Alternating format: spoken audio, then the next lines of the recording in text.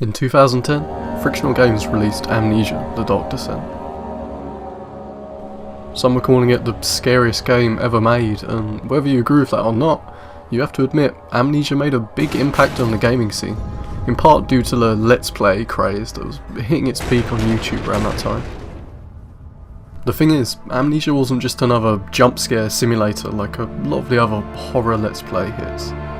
There was actually a brilliantly designed game underlying the popularity. What I'm going to talk about in this video is that design. I'll avoid talking about the narrative and instead focus on how the gameplay, sound and level design all work together to create a wonderfully focused experience that still feels fresh over 7 years later. So, this is the genius design of Amnesia: The Dark Descent. Frictional Games was founded by Thomas Grip and Jens Nilsson in 2007. Prior to founding the company, they had developed a couple of freeware games. The most interesting of these was a 2001 game called Fiend. It was a top-down survival horror game that dealt with a lot of the themes explored more in Amnesia. Mostly the H.P. Lovecraft-inspired horror style, often referred to as cosmic horror. This horror genre deals with the idea that humans are insignificant in the wider universe. A lot of Lovecraft stories deal with how the human mind can't comprehend terrifying things bigger than itself, which in Lovecraft's works are often ancient alien gods and other such things. A whole other world. Most characters in his stories that come in contact with this stuff go completely mad, which is something that ties directly into Amnesia, what with Sanity being something you have to watch out for, but we'll get into that later. After Frictional was founded, Grip and Nilsson started working on a more ambitious project. This was another survival horror game, but this time it was first person and built in a full 3D engine. This project was the first Penumbra game, subtitled Overture. It was story and puzzle focused, but had a very dark tone and a bunch of monsters sprinkled throughout. The sequel, Black Plague, was released a year later, to very favourable reviews. It was another 2 years after Black Plague that Amnesia: The Dark Descent came out. Although the puzzle-solving, story-focused gameplay had carried over from Penumbra, everything in the design was honed to perfection, which leads me to the meat of this discussion. Now, that story-focused, puzzle-solving kind of gameplay that Amnesia features is also in Penumbra. Things like the note reading, the physics puzzles, the key finding, the monster dodging, it's all stuff you'll find in both games. But the first thing I want to talk about here is one small but important difference that separates Amnesia from its predecessor, and it's to do with how lighting ties into gameplay. In Penumbra, light and dark play a crucial role in stealth. To avoid being spotted by enemies, you have to duck into the shadows and try to stay still. This has the benefit of a heightened sense of night vision, encouraging you to use shadows to your advantage, while avoiding bright areas when you know a monster is on the prowl. Amnesia uses light and dark too, but it takes a slightly different approach, one that may not immediately spring to mind, but it's there, changing how you view yourself in the game world. The dark is not a safe haven in Amnesia, quite the opposite actually. The monstrosity that follows you through the game is, funnily enough, even called the Shadow. To step into completely unlit areas without your lantern is a bad idea, not only because you can't see a damn thing, but because the game tracks not just physical health, but mental health as well.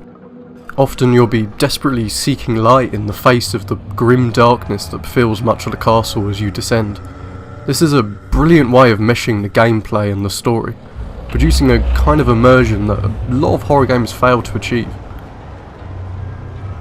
Frictional have stated in interviews that designing their games around keeping players immersed is incredibly important to them.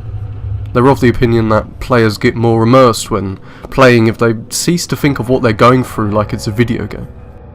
This explains the lack of any unnecessary gamey features.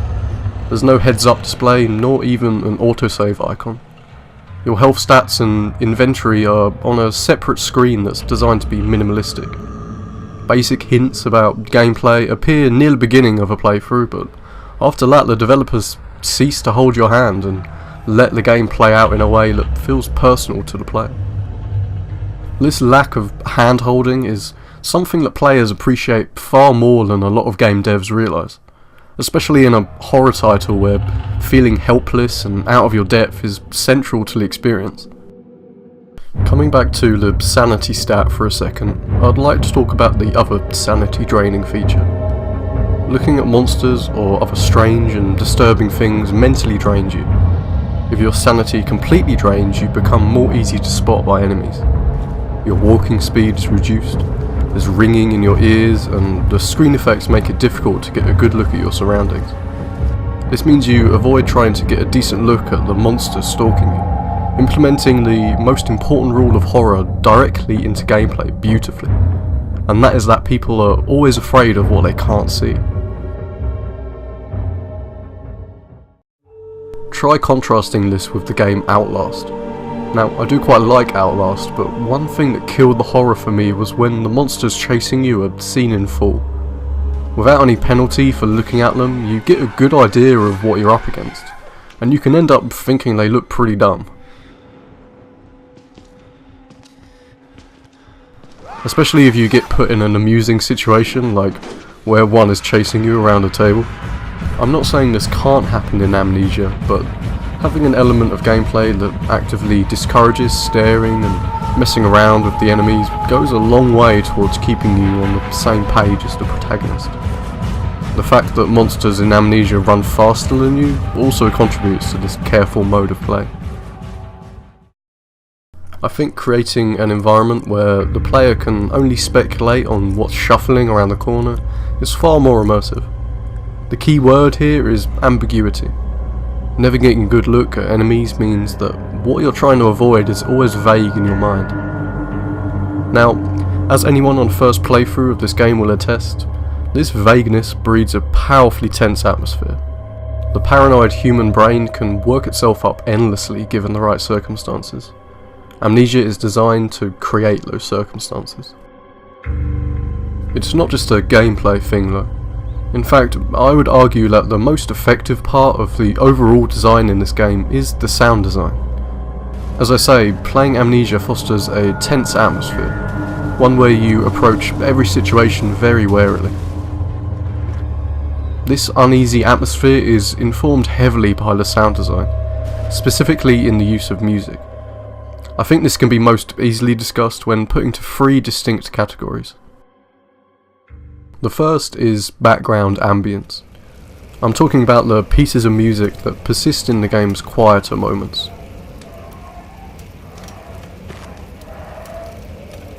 This music is explicitly about building atmosphere.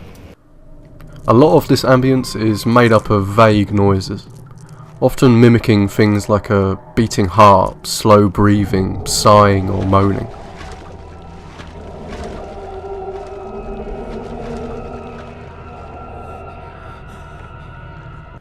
The more traditional instruments are often distorted and forever depressed in tone, falling into their own despair and hopelessness alongside the player as things progress. Even in the quieter moments where monsters are nowhere to be found, the creeping feeling persists, keeping the player constantly on edge. This informs the overall tone of the game, but most importantly builds up terror that can be unleashed on the player during monster encounters. It's this music that will constantly haunt you while playing the game.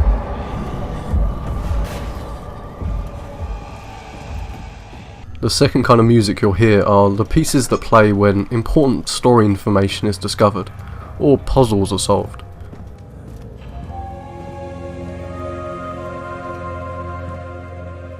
This often signals a temporary safe zone where the player can regain their composure, or think through their next move.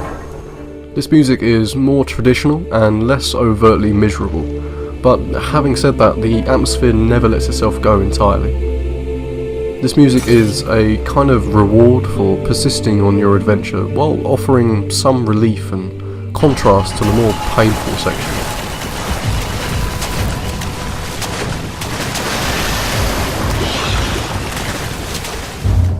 The third kind of music is the most instantly recognisable, probably because these pieces play loudly when you're in serious danger and so at your most aware. When monsters are close by, the game changes the audio being played. This is something that a lot of games do, a good example being the combat music that plays in Skyrim. In Amnesia, these sound cues aren't just set dressing, they're an important tip to the player to watch out. You could look at this as a kind of invisible tutorial, teaching the player something through association rather than explicitly stating it, which, as I mentioned earlier, goes a long way towards preserving immersion.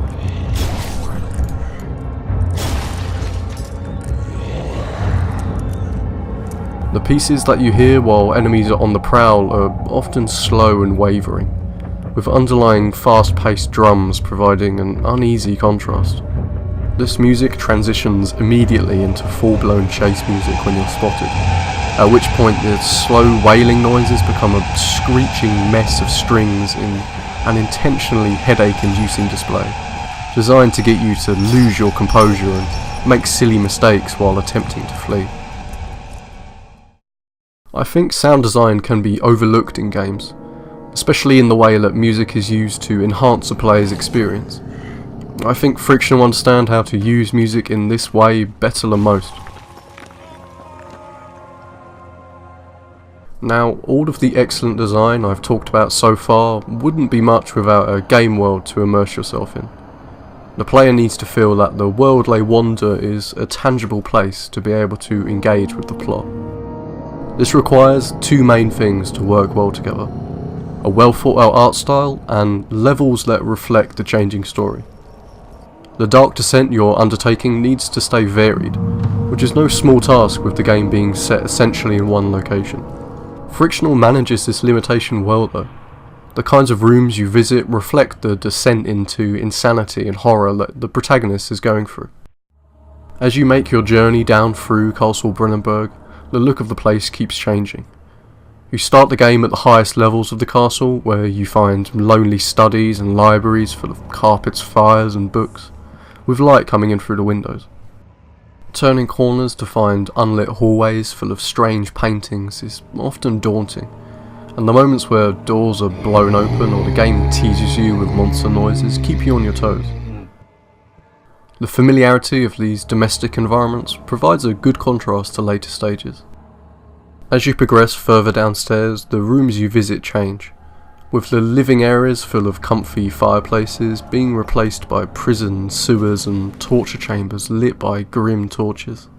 The only natural light comes from small cracks between impassable rubble, a nice bit of symbolism for the player's position. The wooden walls and carpets in the starting sections get replaced by cold stone as you continue, reflecting older, more medieval designs, pushing you further from familiarity. That familiarity is gone completely when you get to the inner sanctum, where the castle feels like a completely alien place, with eerie blue lights and bizarre architecture. The descent into insanity in this game is reflected in the environment, which generates a satisfying sense of progression. This progression ties directly into the story and neatly frames all the design we've discussed so far. It's clear to me that Amnesia is a lovingly made game. You need only listen to some of the commentary to see how much thought went into the smallest of details. And in the end it all worked wonderfully. Black Plague was a big step up from Overture, and Amnesia was a big step up from Black Plague. If there's one thing you can say for sure about Frictional, it's that they learn a lot through their creative process, and are always aiming to make the best game they can. Their most recent game, Soma, will be getting its own video in the future, but in the meantime I'd like to say thank you for watching.